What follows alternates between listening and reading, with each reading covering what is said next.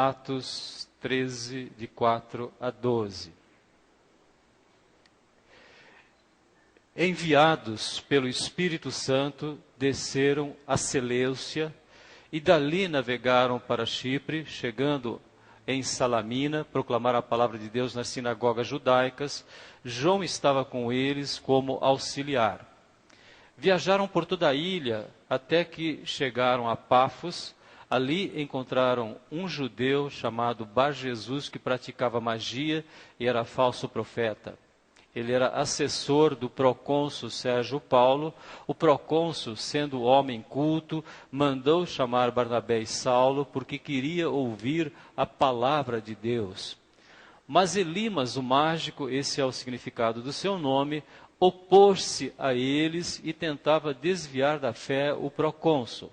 Então Saulo, também chamado Paulo, cheio do Espírito Santo, olhou firmemente para Elimas e disse: Filho do diabo e inimigo de tudo que é justo, você está cheio de toda espécie de engano e maldade.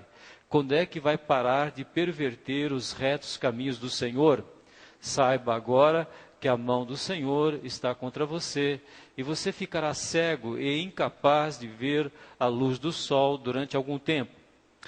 Imediatamente vieram sobre ele névoa e escuridão, e ele, tateando, procurava quem o guiasse pela mão.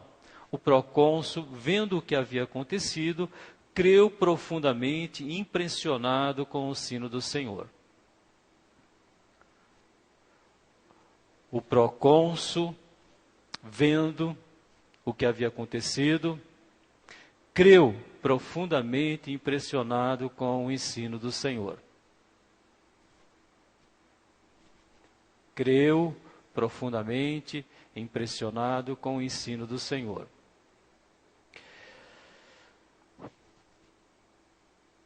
Domingo, nós estivemos aqui à noite, num encontro em que percebemos que o plano de Deus de chegar no coração do ser humano. Como é que é o coração do ser humano? Duro. Pecado é terrível. A desobediência, a transgressão, a iniquidade trouxeram, em primeiro lugar, um sentimento de medo. Então, às vezes, nós encontramos pessoas extremamente corajosas, atletas que fazem coisas impressionantes, generais que conseguem grandes conquistas, pessoas que conseguem levar grandes multidões para presenciar o seu trabalho, a sua vida. Mas se você for no fundo do coração de cada uma dessas pessoas, em todos os seres humanos, você vai encontrar algo igual em todos: medo.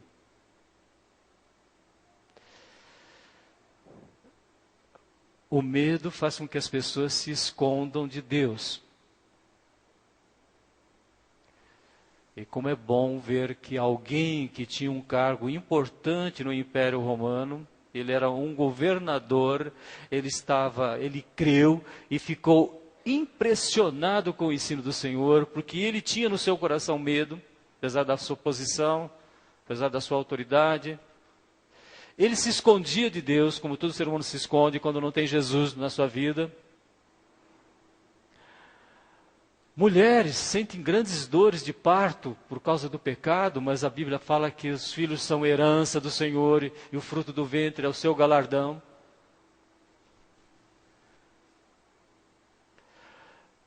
O pecado fez com que o trabalho se tornasse algo cansativo e extenuante para os homens, mas quem serve ao Senhor faz o seu trabalho com alegria porque é ministério. Então o que nós estamos vendo é um programa de Deus para alcançar a humanidade. Eles já tinham levado essa palavra, essa promessa de não precisarem sentir medo, não precisarem se esconder de Deus, de terem filhos com alegria, de trabalharem com interesse, com satisfação para servir ao Senhor, que o trabalho seja algo importante na nossa vida. Eles tinham enfrentado tudo isso lá, e lá em Jerusalém muitos creram em Jesus, não tinham mais medo, não precisavam se esconder do Senhor. O Evangelho chegou à Judéia, que era a província, foi até Samaria.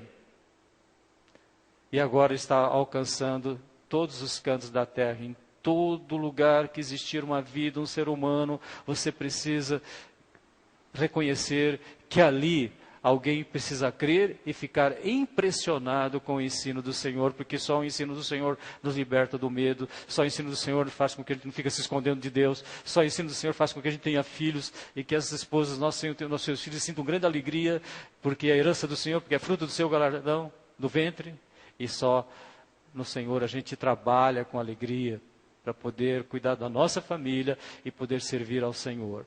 Então, se você crê nisso, você crê profundamente impressionado no Senhor, nós vamos reconhecer o que aconteceu ali naquela cidade. Quando um procônsul, uma autoridade romana, se converteu. Você conhece alguém que precisa se converter? Você conhece muitas pessoas que precisam se converter? Você conhece multidões? E por que não usar a expressão correta? Bilhões de pessoas na face da terra estão precisando conhecer Jesus. Estão precisando ter a mesma experiência, vendo o que havia acontecido, creu profundamente impressionado com o ensino do Senhor.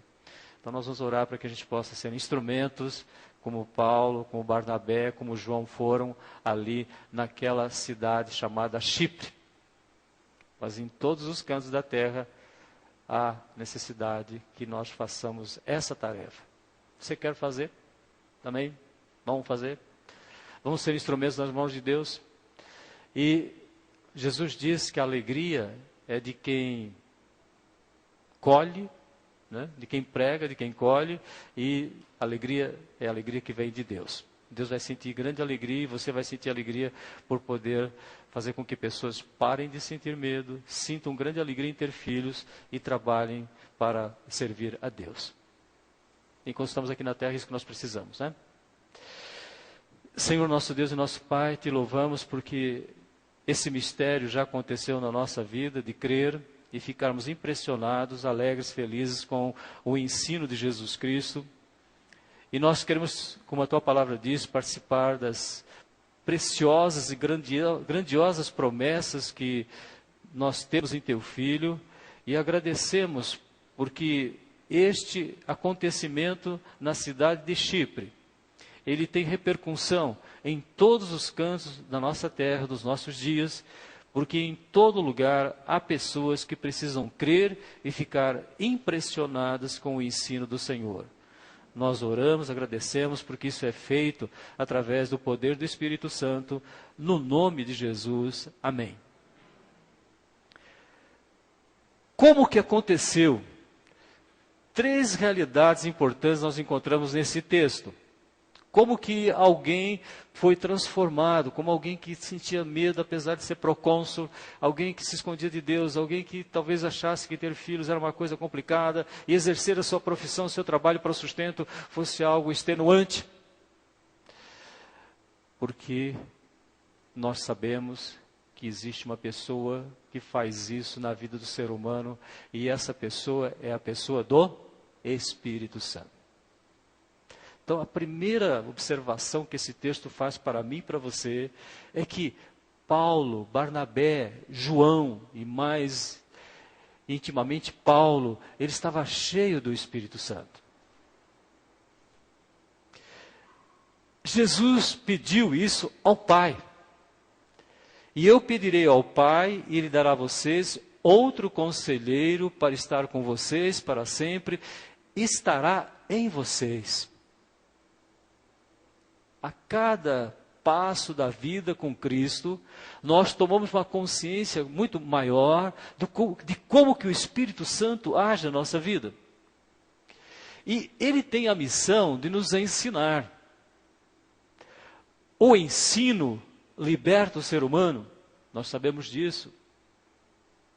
O nosso país, com frequência, nós estamos chamando a nossa pátria de uma pátria educadora.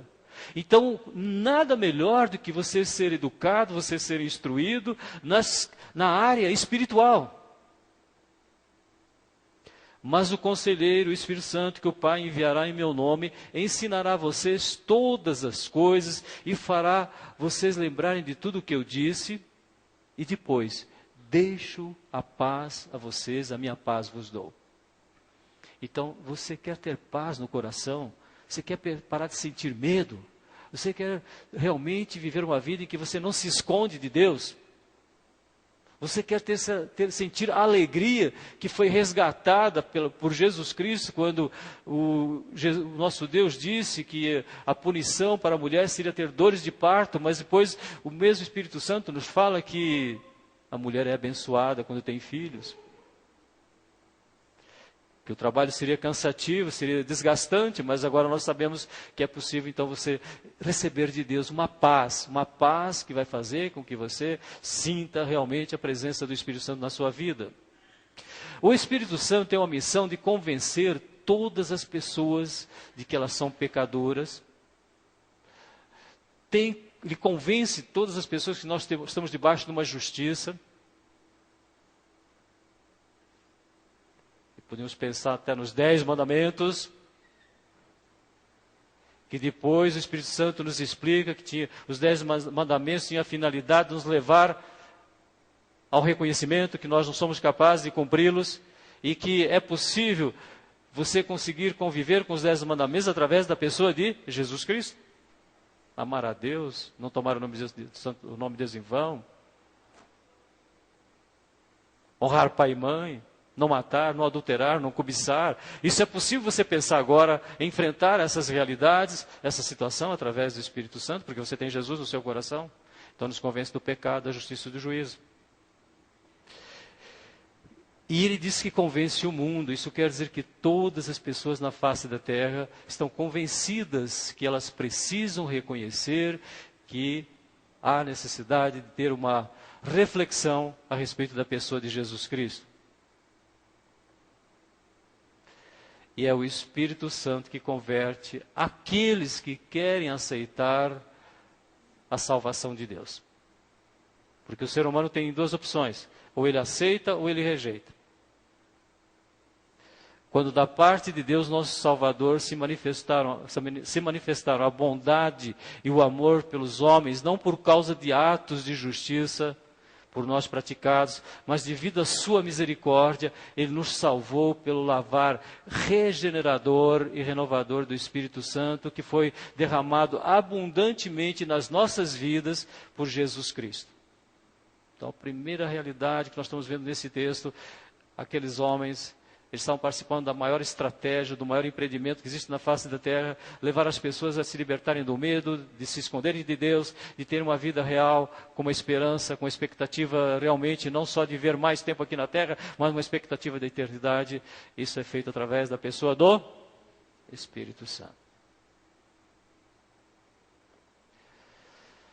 Como não poderia deixar de ser, nós enfrentamos oposição. Paulo levando a palavra para alguém que estava sedento, alguém que poderíamos dizer realizado socialmente, família, profissionalmente, mas tinha um vazio dentro do coração. Ele buscava a palavra de Deus, ele tinha anseio, ele tinha sede de saber algo a respeito diferente do que ele sabia do nosso Deus. Mas existe alguém que está sempre tentando perverter, desviar a pessoa do foco que é o nosso Senhor e Salvador Jesus Cristo. E vocês viram no judeu que praticava feitiçaria, Elimas, que significa mágico, e o nome dele era Bar Jesus. E ele procurava desfigurar o Evangelho de Jesus Cristo, tentava desviar aquele homem para quem ele trabalhava, era um assessor. Na época era muito comum as pessoas quererem ter alguém que pudesse orientá-los até na vida espiritual, mas ele fazia o papel supervisionado, dirigido pelo diabo. Então nós temos que tomar muita consciência de que todas as vezes que o Evangelho for pregado, realmente a necessidade de muita intercessão, muita oração, muita súplica, porque ele anda em derredor, bramando como leão, e ele anda tentando fazer com que as pessoas não creiam. Você já pensou que o inimigo tentando fazer com que as pessoas da nossa família não creiam em Jesus? E que para cada ser humano só existe céu e inferno, e que se ele não fizer uma opção com Cristo, não tem céu. Às vezes nós achamos que as pessoas podem chegar a Deus de uma outra forma, mas eu e você só temos uma posição: falar de Jesus para as pessoas. Nós não temos outra alternativa. Quem sabe se a pessoa não vai se salvar é só Deus. Mas graças a Deus que nós sabemos quem é salvo, não é? Porque o Espírito Santo testemunha que nós somos irmãos. Ainda bem que a gente não sabe quem vai se perder, né? Já pensou se você soubesse as pessoas que iam se perder? As pessoas que iam resistir, rejeitar até o último instante da sua vida, e que iam partir para a eternidade, não direcionadas para o céu, mas direcionadas para o inferno. Elimas era alguém que trabalhava nesse sentido. Ele não queria que as pessoas crescem em Deus. Ele queria que as pessoas continuassem sentindo medo.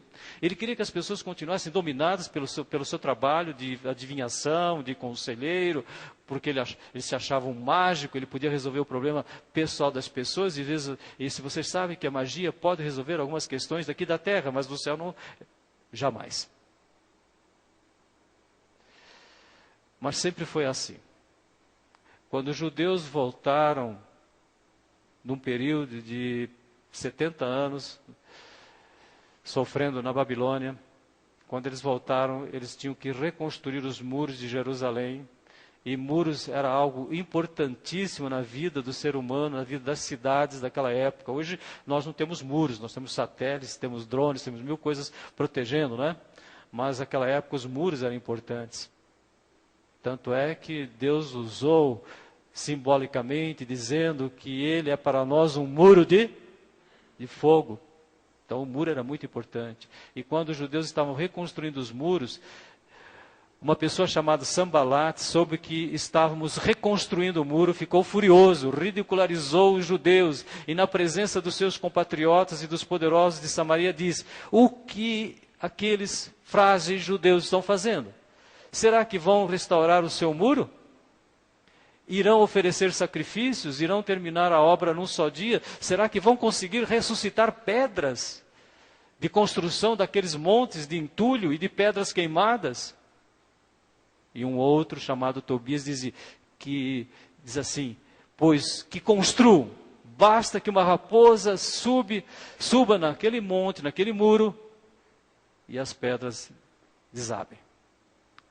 Toda vez que você quiser fazer realmente a vontade de Deus, e principalmente se você estiver querendo levar o Evangelho de Jesus Cristo para alguém, você pode ter certeza que vai haver uma interferência do inimigo para tentar desviar você, a sua atenção, e principalmente a atenção daquele que está recebendo a mensagem.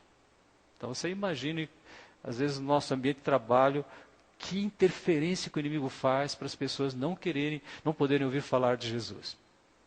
E quando alguém se interessa, você pode ter certeza que vem alguém fazendo uma brincadeira, como ele fez, ridicularizou. O que vocês estão fazendo aí? Essas pedras aí não tem mais jeito não, vocês vão querer ressuscitar pedras? E se vocês construírem um muro desse tamanho, uma raposa vai pular e vai derrubar tudo isso. E é assim que o mundo vive. A grande multidão das pessoas não querem fazer parte dessa transformação, mas nós temos que continuar orando, suplicando, intercedendo, porque sabemos que existem muitas vidas na cidade de Dracena, muitas vezes no nosso estado, no país e no mundo, muitas vezes da nossa própria família, que precisam conhecer esta palavra que traz transformação, que liberta as pessoas do medo, que as faz estar na presença de Deus e que faz com que essa vida seja digna de ser vivida. A ousadia, a coragem de Paulo, repreendendo essa ação do inimigo. É a mesma ousadia que nós temos que ter nos nossos dias. A Bíblia diz que nosso Deus é fiel, todavia Ele é fiel, Ele nos fortalecerá, Ele nos guardará do maligno. Nós não temos que ter medo dEle. Não temos que desprezar o seu poder. Subestimar, dizer, olha, ele tem poder, mas o poder do Senhor é infinito. E Deus é fiel, Ele vai nos fortalecer, Ele vai fazer com que a gente consiga levar pessoas até os pés de Jesus. Ele nos guardará de toda a obra maligna. Às vezes nós ouvimos pessoas dizer, olha, fizeram um mal feito, fizeram um trabalho, fizeram alguma coisa, será que aquilo vai pegar em mim? Eu falei, todavia Ele nos guardará do maligno, Ele nos livrará de toda obra maligna. Está escrito na palavra de Deus. E se nós realmente quisermos viver uma vida na presença de Deus, porque o crente não é que ele não peca, mas ele tem que pedir para Deus para pecar menos, a palavra de Deus garante que o Filho de Deus, o unigênito de Deus, impede que o inimigo toque nas nossas vidas. Ele está derrotado? Amém? Amém. Está derrotado. Então nós agradecemos a Deus porque pessoas cheias do Espírito Santo veem claramente a derrota do inimigo. Alguém controlado pelo Espírito Santo, um outro controlado pelo diabo, mas a vitória é do Senhor. Maravilhado, impressionado com o ensino do Senhor. Creu. A salvação é milagre? É ou não é? É um milagre. De manhã nós estudamos isso, né? Porque o ensino é conhecimento. Então Jesus ensinava. Mas quando ele pregava, as pessoas se convertiam. E quando você fala de Jesus para alguém, é um milagre. Porque a fé vem pelo ouvir. Como que alguém ouve e se converte? Milagre de Deus. Quem sou eu, quem é você para convencer alguém que ele precisa se libertar do medo, que ele precisa parar de se esconder de Deus e que ele precisa então agradecer a Deus pelos filhos, sentir grande alegria pelos filhos e que o trabalho dele é uma bênção. O trabalho das suas mãos é uma bênção. E nós ficamos de ver quais são as preciosas e grandiosas promessas de Deus. Então, o que aconteceu na vida deste procônsul, Sérgio Paulo, que vinha sendo orientado, assessorado por alguém que era feiticeiro. Ele não sabia que estava no caminho errado. Mas agora que ele ouviu, ele teve notícias a respeito de Jesus. E quando ele ouviu falar de Jesus, ele quis conhecer mais quem é esse homem que transformou a vida de pessoas em Jerusalém, na Judéia, Samaria, em Cesareia. Quem será essa pessoa? Quem é aquele que vem vencendo a corrupção, a imoralidade, a família destruída no Império Romano? Porque era a realidade do Império no ano 100. Ele quis saber quem era. Então, ele estava sendo preparado pelo Espírito Santo para conhecer quais eram as grandiosas promessas, as preciosas promessas de Deus. E as promessas de Deus se cumprem na nossa vida. Em primeiro lugar, nós temos que vivenciar todos os dias a primeira promessa que se cumpriu em Jesus Cristo na minha e na sua vida. Eu sou uma pessoa perdoada. Vamos falar juntos? Qual é a primeira promessa que se cumpriu na nossa vida? Eu sou uma pessoa perdoada. Não preciso mais ter medo. Jesus morreu por causa dos meus pecados. Portanto, havendo sido justificados pela fé, temos paz com Deus por meio de Jesus Cristo. Portanto, nenhuma condenação mais há para aqueles que estão em Cristo Jesus, que não andam mais segundo a força humana, mas andam segundo o Espírito. Então, a primeira promessa que nós temos que ter certeza, por isso que Sérgio Paulo ficou impressionado. Ele falou, mas agora eu estou perdoado. Eu recebi Jesus na minha vida. Esse meu funcionário aqui que eu contratei para me ajudar, fez tanto para impedir que eu ouvisse falar de Jesus, e quando ele ouviu falar de Jesus, ele se sentiu perdoado. Então, nós temos que, nesta semana, viver sempre essa verdade. Eu sou uma pessoa perdoada. Se eu pecar, o que eu faço? Eu confesso para Deus. Se confessarmos os nossos pecados, Ele é fiel e justo para nos perdoar e nos purificar de toda injustiça. Não é um convite para você pecar. Porque às vezes você pensa, já que vai perdoar, então vou pecar à vontade, né? Porque o pecado não traz paz para o coração daquele que serve a Deus. Se não traz para aquele que não serve, imagina quem já é de Jesus. Então, você quer viver bem? Você tem que viver uma vida em que você vai fugir das corrupções, das concupiscências, dos maus desejos desse mundo. Então, qual é a primeira promessa que se cumpriu na vida de Sérgio Paulo? Perdoado. Segundo, a Bíblia diz que quando nós cremos em Jesus, nascemos de novo. Aconteceu na vida de Nicodemos. Nicodemos queria saber o que acontece com as pessoas que agora estão querendo ouvir os ensinos de Jesus, estão querendo andar com Jesus. Então, nós temos que sair daqui com a plena certeza que eu não sou mais Carlos, eu não sou mais João, eu não sou mais Elza, eu sou uma pessoa regenerada, eu nasci de novo. O nome que eu recebi do meu pai e da minha mãe é secundário. Meu registro de nascimento agora é no céu. Sérgio Paulo ficou impressionado com isso. Agora eu sou uma pessoa nova. Eu sou um recém-nascido, espiritualmente. Não é isso que a Bíblia não trata a gente, quando a gente recebe Jesus, é um recém-nascido, né, Guilherme? Nasceu de novo. Vocês não imaginam como as pessoas têm desejo de nascer de novo. Principalmente nos dias em que nós estamos vivendo, que as pessoas não querem envelhecer, né? Fazem 1000 procedimentos para tentar mostrar uma idade que não tem. Não é pecado? Não, não é pecado. Mas isso salienta como nós temos a vontade de nascer de novo. Então, eu sou uma pessoa perdoada, eu nasci de novo. Amém? Amém? Essa é uma outra promessa que nós temos que levar para essa semana e para a nossa vida. Essa semana vai ser uma experiência. Eu sou perdoado. O inimigo não pode ficar me acusando. Porque se eu pequei, se eu fiz alguma coisa, eu vou falar para Jesus. E a Bíblia diz que tem um acusador que nos acusa dia e noite, lá em Apocalipse, capítulo 12, fala acusa dia e noite, quer acusar a gente. Porque ele sabe que se nos acusar, ele vai fazer com que a gente perca, a gente gaste uma quantidade de energia muito grande, que podia ser gasta para glorificar a Deus, para ler a Bíblia, para orar, para servir as pessoas. Então você fica ali naquele, estou perdoado, perdoado. Nascer de novo, nasci de novo. E não nasci pela força humana. Foi o Espírito Santo que fez com que eu nasci de novo.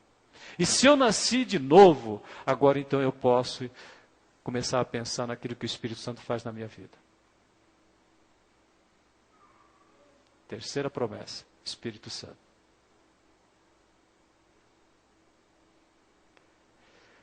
Vocês, como é que um crente, ele está sendo... Não vou dizer que ele está sendo, é um processo, uma continuidade, é o nosso modo de verbo chamado gerúndio. Não é eu faço, eu estou fazendo. Eu estou sendo cheio do Espírito Santo. Isso quer dizer que a cada instante, a cada dia, a cada ano da minha vida, eu posso ser mais cheio do Espírito Santo. E é de se estranhar, a Bíblia fala, a palavra diz que é estranho que alguns fiquem tantos anos ali ouvindo a palavra, sendo orientados, sendo admoestados e continuam fazendo as mesmas coisas. É estranho isso. Porque a Bíblia diz que nós estamos aqui para crescer, para ter mais fé, menos medo, mais sensação de alegria, estar na presença de Deus e não na presença do pecado. Então, está sendo do Espírito Santo. Qual é a estratégia que Deus usa para que eu seja cheio do Espírito Santo? Tenho que esconder no meu coração o quê? A palavra que a minha boca, para que a minha boca faça o quê? Fale salmos, hinos e cânticos espirituais, salmodiando ao Senhor em vosso coração, dando sempre graças a Deus em tudo. Submetendo-nos uns aos outros no temor a Cristo.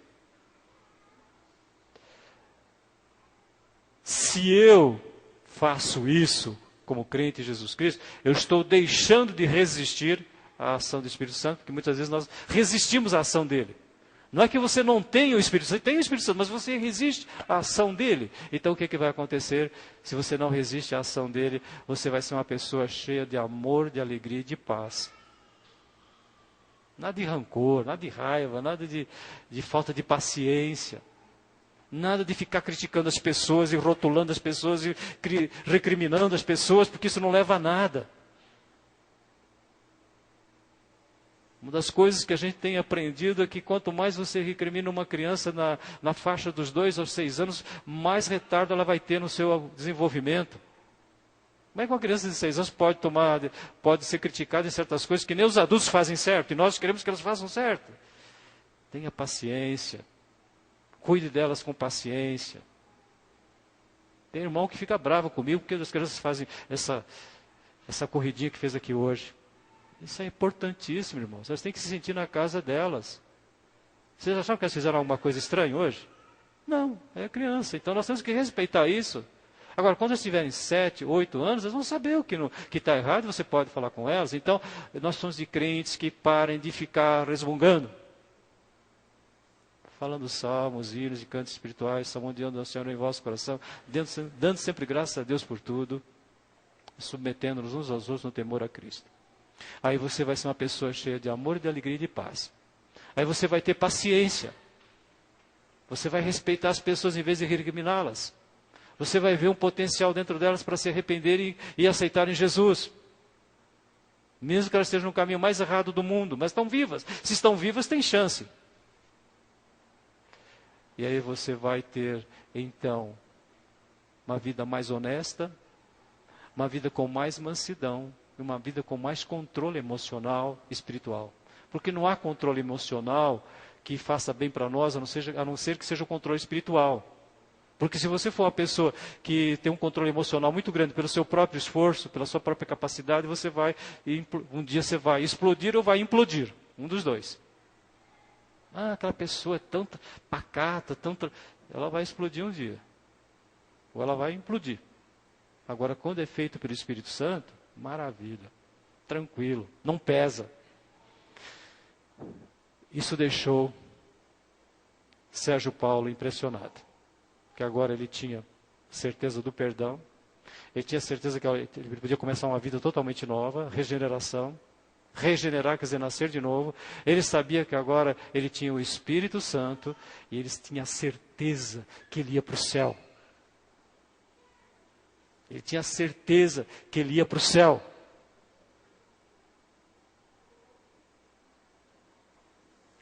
O que nós comentamos hoje de manhã? Um escritor importante da nossa língua portuguesa, um escritor que escreveu muito, Ignácio, alguma coisa lá escreveu muito na época da ditadura, fez várias colocações quando o nosso país passou por um momento muito crítico. E ele, então, comentando, já está com uma certa idade, comentando que a vida é um sopro. E vocês sabem quantas vezes essa palavra existe na Bíblia? É difícil contar. Quantas vezes a Bíblia fala que é um sopro? Ele comentava isso e atribuía a essa afirmação que a vida é um sopro a quem? A quem? Oscar Niemeyer. Isso quis dizer para nós que ele reconhecia que a vida é muito breve. E vindo de um homem que viveu mais de 100 anos, como é bom saber que tem céu. Sérgio Paulo ficou muito feliz, porque ele era uma pessoa que tinha bastante instrução, mas ele não sabia que ele podia estar perdoado, ele não sabia que ele agora era uma pessoa, podia ser uma pessoa nova, não importa a idade, você tem que começar a vida de novo. Como é bom, né? Nós batizamos aqui pessoas com mais de 80 anos. Falei, mas que alegria, quase 80, não sei. Quanto tinha sua mãe, Silvia? 7,5 quando batizou. Que alegria que ver aquela vida depois que batizou, não é? Não foi? Vocês que viveram com ela. Nasceu de novo nessa idade. Ela conseguiu se desvencilhar de muitas coisas do seu passado. De tudo. Talvez nem tudo não, né? Porque com essa idade você se desvencilhar de tudo é complicado. Mas nascer de novo e ter certeza da eternidade. Se nós pudermos cantar Céu Lindo do Céu, vamos cantar novamente? Vamos? Você vai querer cantar por quê? Porque você é uma pessoa que creu, você é uma pessoa impressionada e você quer compartilhar isso com as pessoas. Irmãos, nós precisamos falar do céu para as pessoas. Para quem você falou do céu esses últimos meses? Você quer ver uma coisa que a gente não falou do céu para quase ninguém? Que crentes nós somos, né? Nós não falamos do céu.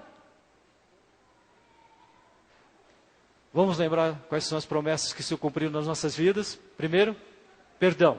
Segundo, nasci de novo. Terceiro, eu tenho o Espírito Santo. Amor, alegria, paz, longanimidade, benignidade, bondade, fidelidade, mansidão e domínio próprio. E eu tenho o céu. Vamos nos colocar em pé? E vamos agradecer a Deus. Depois cantaremos, após o cântico, nós vamos nos assentar. Se der para cantar Lindo Céu, nós vamos cantar de novo, tá? Só Lindo Céu.